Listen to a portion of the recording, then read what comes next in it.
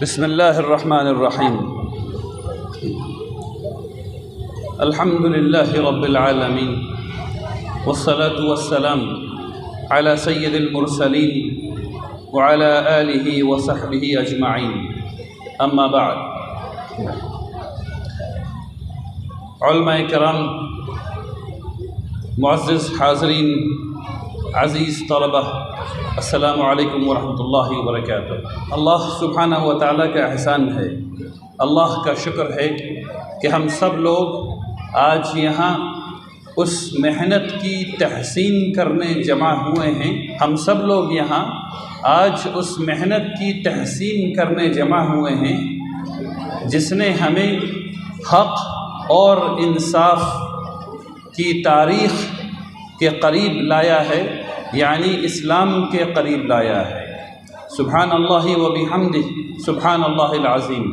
اللہ تبارک تعالیٰ کی حمد و ثنا کے بعد میں بہت شکر گزار ہوں آپ تمام بچوں کا، آپ کے والدین کا، اس مقابلے کے منتظمین کا، مکتب ولی کے منتظمین کا، جنہوں نے اس مقابلے کو کامیاب بنایا۔ بارک اللہ فیکم جمیعاً۔ مختصراً آج بہت خوشی کا دن ہے، آپ لوگوں نے اتنی محنت کی۔ منگیر کے 425 طلبہ نے جو مختلف محلوں میں رہتے ہیں وہ ساتھ آئے، ساتھ آ کر کے آپ نے امتحان دیا، اس میں کامیابی حاصل کی اور نمایاں کامیابی حاصل کی، اور اس کامیابی کے ساتھ ساتھ اس کے سلسلے میں آپ نے اس حق کو جانا، اس انصاف کو پہچانا جسے ہم اسلام کے نام سے جانتے ہیں۔ علم اور مقابلہ، یہ دونوں کو سمجھنے کی ضرورت ہے۔ علم وہ چیز ہے جس سے ہم تمام چیزوں کو سمجھتے ہیں۔ اللہ تبارک و تعالیٰ نے جب آخری وحی اتاری، اور آپ سب کو یہ بات پتہ ہے کہ رسول اللہ صلی اللہ علیہ وسلم کو جو سب سے پہلی چیز کہی گئی وہ ہے پڑھیے، اقرا، پڑھیے۔ اور پھر اسی آیات کے سلسلے میں جو بات بتائی گئی وہ یہ بتایا گیا کہ ہم نے پڑھایا، ہم نے بتایا، ہم نے علم دیا۔ کیسے؟ اللہ تبارک تعالیٰ بتا رہے ہیں کہ ہم نے علم کیسے دیا؟ قلم کے ذریعے۔ پھر رسول اللہ صلی اللہ علیہ وسلم نے فرمایا کہ علم حاصل کرنا ہر مسلمان کا فریضہ ہے، علم حاصل کرنا ہر مسلمان کا فریضہ ہے۔ تو اب ان دونوں چیز کو ملائیے اور پھر یہ دیکھیے کہ علم کے بغیر آپ کا ایمان مکمل نہیں ہوتا۔ آپ کے مسلمان ہونے کے لیے علم کا ہونا بے پناہ ضروری ہے۔ علم اور اسلام ایسے ہیں، بالکل ایسے ہیں، اس کے ایک کا کام دوسرے کے بغیر نہیں ہوتا۔ تو خوب پڑھیے اور خوب پڑھائیے۔ اب بات آئی مقابلے پر۔ رسول اللہ صلی اللہ علیہ وسلم نے صرف ایک قسم کے مقابلے کی ترغیب دی، اور وہ ہے اچھائی کا مقابلہ، خیر کا مقابلہ۔ جو یہ ہے یہ اچھا والا مقابلہ ہے۔ خیر کے مقابلے کی خاصیت سمجھیے۔ بچوں، آپ سے کہہ رہا ہوں، آپ کی پڑھائی کے لیے کہہ رہا ہوں۔ ہم میں اکثر لوگ جب پڑھتے ہیں، جب ہم چھوٹے ہوتے ہیں، بہت اہم بات بتا رہا ہوں جس سے آپ کی تعلیم میں فرق پڑے گا۔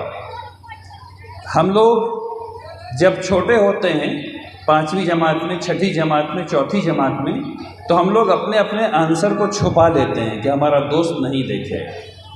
ایسا ہی کرتے ہیں نا، آنسر کو چھپا لیتے ہیں کہ ہمارا دوست نہیں دیکھے۔ اصل میں یہی گناہ ہے، یہ گناہ ہے۔ چیٹنگ کروانے کو نہیں کہہ رہا ہوں، سکھانے کو کہہ رہا ہوں۔ اگر آپ کا دوست آپ کے جواب کو دیکھ کر کے اس سے کچھ اور اچھا جواب بنا لیتا ہے تو یہ آپ کے لیے بھی بہتر ہے اور آپ کے دوست کے لیے بھی بہتر ہے، اور یہی ہے خیر کا مقابلہ۔ خیر میں جب مقابلہ کیا جاتا ہے تو مل کر کے کیا جاتا ہے۔ آؤ ساتھ مل کر کے سیکھیں، آؤ ساتھ مل کر کے پڑھیں۔ جو ہم کو پتہ ہو ہم تم کو بتا دیں، جو تم کو پتہ ہو وہ ہم کو بتا دو۔ جب ایسا کرتے ہیں تو کمپٹیشن زیادہ مزیدار ہو جاتا ہے۔ اس کے بعد آپ کو جو یہ ٹرافی ملتی ہے، یہ ٹرافی صرف تصدیق کرتی ہے آپ کی محنت کی، یعنی یہ جیت کی نشانی نہیں بنتی، یہ آپ کے جیت کی تصدیق کرتی ہے، یہ ویلیڈیٹ کرتی ہے، صرف اتنی بات ہے۔ خوشی تو آپ کو یہاں سے محسوس آلریڈی ہو گئی، یعنی جب آپ نے مدد کی اور اللہ کی رضا کے لیے مدد کی اور اپنے خود بھی جیتنے اور دوسرے کو جتانے کے لیے مدد کی، تو آپ کا دل تو مطمئن آلریڈی ہو گیا، اور یہی ہے اسلامی مقابلہ۔ میں آپ کو مکہ مدینہ یونیورسٹی میں میرے ایک دوست پڑھا کرتے تھے، انہوں نے مجھے ایک واقعہ بتایا، میں آپ کے سامنے اس کو بتانا چاہتا ہوں، اور یہاں اس محلے میں بہت سے لوگ کاروباری ہیں، ان کو بھی سننا چاہیے، یعنی ان کی دکانیں ان کو بھی سننا چاہیے۔ میرے دوست کپڑے کی ایک دکان میں گئے اور کپڑا ان کو پسند آ گیا، انہوں نے کہا یہ والا کپڑا خریدنا ہے، تو دکاندار نے کہا کہ نہیں، آپ یہ والا کپڑا اس دکان سے جا کے خریدیے۔ تو انہوں نے کہا کیوں؟ انہوں نے کہا کہ وہ میرا کمپٹیٹر ہے، وہ میرا کمپٹیٹر ہے اور اس کی دکان آج کل اچھی نہیں چل رہی ہے۔ بات سمجھ میں آ رہی ہے؟ یہ ہے مومن کا دل۔ اس نے ایسا نہیں کیا کہ تھوڑا تھوڑا سامان بیچ دیا، اس نے کہا نہیں، آپ اس کی دکان سے خریدیے، اس کی دکان اچھی نہیں چل رہی ہے، یہ کپڑا اس کے پاس بھی ہے۔ یہ ہے اصل کمپٹیشن، یہ ہے وہ کمپٹیشن جو آپ کو اس دنیا میں بھی جتائے گا اور اس دنیا میں جتائے گا۔ سوچئے، جب یہ آدمی اس دکان سے اس دکان گیا تو اس نے لازمی طور پر، میرے دوست نے اس دکان والے کو بتایا کہ فلاں دکان والے نے کہا ہے کہ اس دکان والے سے خریدو۔ اب اس دکان والے کا دل اس دکان والے کے دل کے لیے کیسا کرے گا؟ اب یہ دونوں اپنے بھائیوں جیسے ہو گئے یا نہیں ہو گئے؟ یہ ہے اسلامی کمپٹیشن۔ ایسے ہی کام کیا جاتا ہے، ایسے ہی اس دنیا میں اعتماد پیدا کیا جاتا ہے، ایسے ہی اس دنیا میں عزت پیدا کی جاتی ہے، اور اس دنیا اور اس دنیا دونوں میں کامیابی حاصل کی جاتی ہے۔ اب تیسری بات، 425 بچوں نے اس میں حصہ لیا یا طلبہ نے اس میں حصہ لیا، منگیر میں اس سے زیادہ بچے ہیں۔ اب ہمیں یہ غور کرنا ہے کہ اگلے سال انشاءاللہ اس کو کم سے کم دوگنا یا تیگنا کیسے کیا جائے۔ 425 سے کم اس کو 1200-1300 کیسے کیا جائے۔ تو اس بات کو ہم سب لوگوں کو یقینی بنانا ہے۔ آپ تمام بچوں کو چاہیے کہ آپ کے جتنے رشتہ داروں نے اس کوئز میں حصہ نہیں لیا، وہ اس سال اس کوئز میں حصہ لیں۔ بات سمجھ میں آ رہی ہے؟ وہ اس سال اس کوئز میں حصہ لیں تاکہ بات آگے اور اچھی ہو سکے، زیادہ سے زیادہ بچے علم کے ساتھ، مقابلے کے ساتھ جڑ سکیں۔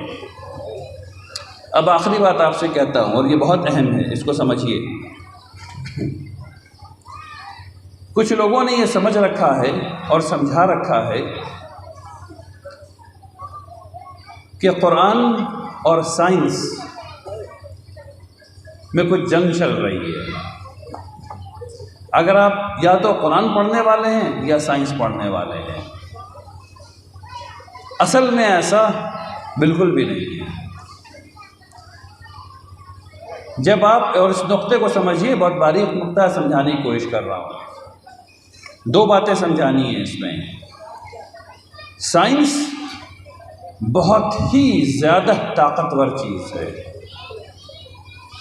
سائنس بہت زیادہ طاقتور چیز ہے۔ کیوں؟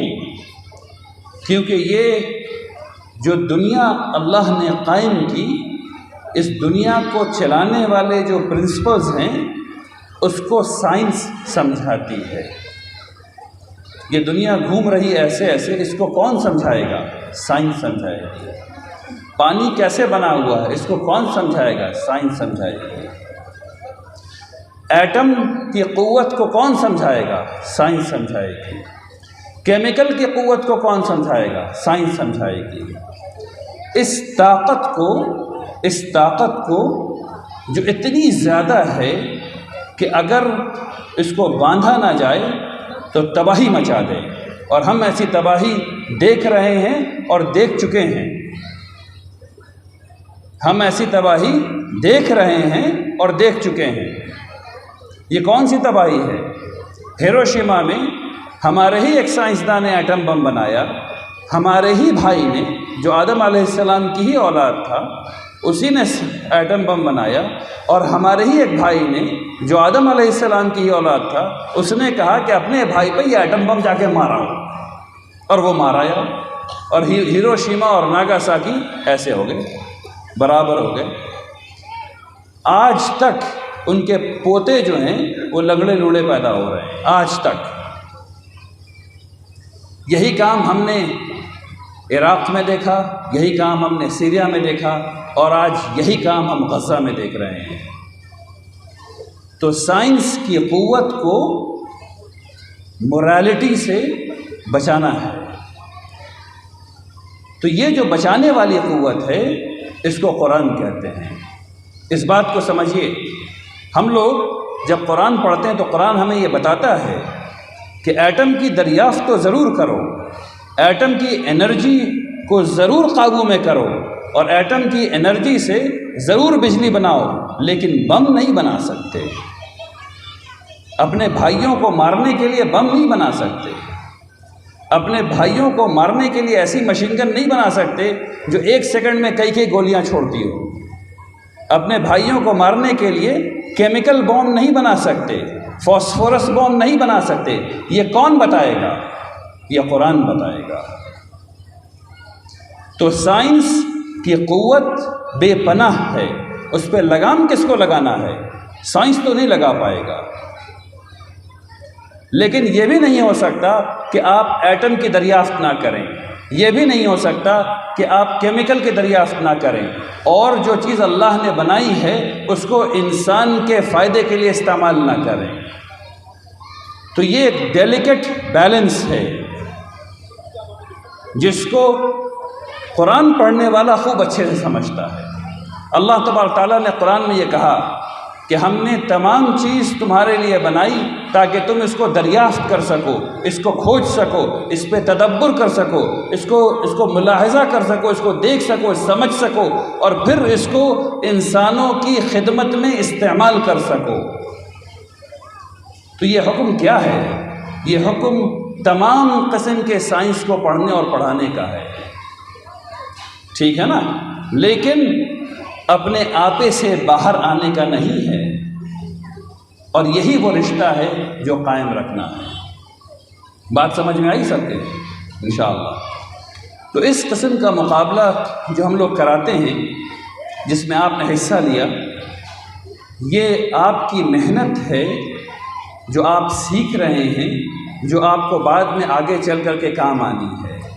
اس قسم کی محنت کرانے کا دوسرا نظریہ یہ بھی ہے کہ آپ یہ سیکھیے کہ محنت کرنے سے ہی کامیابی ملتی ہے۔ وہ لوگ جو پہلے پوزیشن پر آئے، دوسرے پر آئے، تیسرے پر آئے، ایسا نہیں تھا کہ انہوں نے محنت نہیں کی، ایسا نہیں تھا کہ انہوں نے صرف 1 گھنٹہ پڑھا۔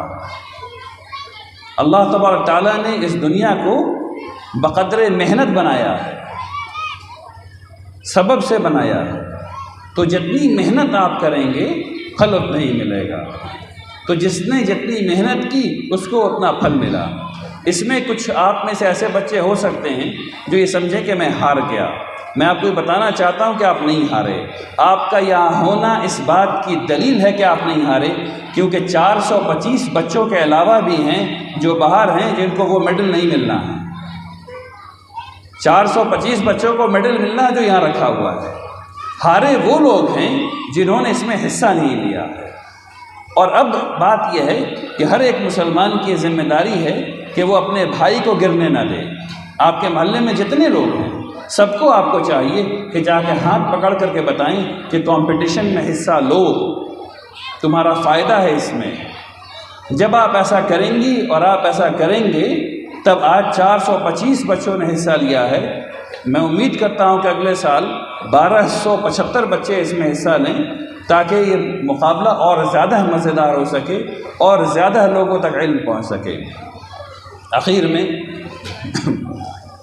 میں اللہ سبحانہ و تعالیٰ سے اور ہم سب لوگوں کو یہ دعا کرنی چاہیے کہ اللہ تبارک تعالیٰ ہم لوگوں کے دلوں کو محنت کے لیے اور علم کے لیے کھول دے۔ آئیے سب لوگ دعا کریں۔ بسم اللہ الرحمن الرحیم۔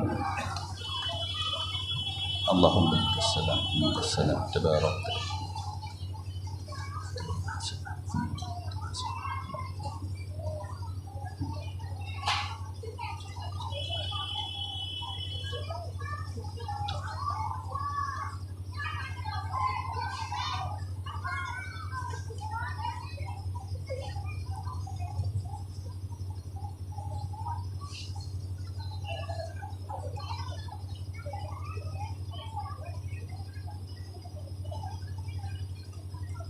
ربنا تقبل منا إنك أنت السميع العليم وتب علينا إنك أنت التواب الرحيم سبحان ربك رب العزة عما يصفون وسلام على المرسلين والحمد لله رب العالمين۔